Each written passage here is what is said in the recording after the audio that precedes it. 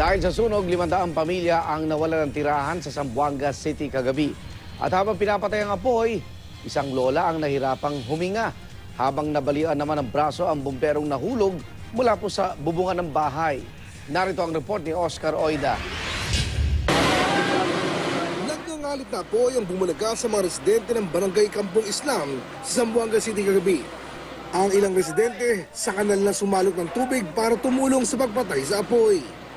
Hirap ang mga tauhan ng Bureau of Fire Protection at iba pang mga fire volunteer na pasukin ang lugar dahil sa masisikip na daan. Kanya-kanyang salba ng mga gamit ang mga nasunugan. Sa gitna ng lumalaking sunog, ang mga lolang ito nahirapang huminga. Isa namang bumbero nahulog mula sa bubong at nabalian ng braso.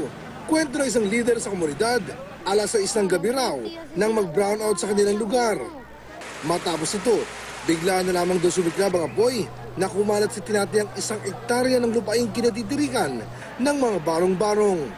Kaya mamaya-maya, nagsigawan ng mga tao, kay may sunog daw. Kaya pumunta kami sa daan, nakita namin ang laki-laki na lang sunog. Bandang alas 10 na ng gabi nang tuluyang maapula ang sunog na tumupok sa mahigit 200 bahay. Aabot daw sa 500 pamilya ang apektado. Pansamantala silang tumutuloy sa covered court ng isang pampublikong paaralan.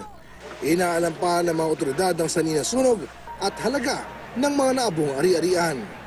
Para sa unang balita, Oscar Oida, reporting.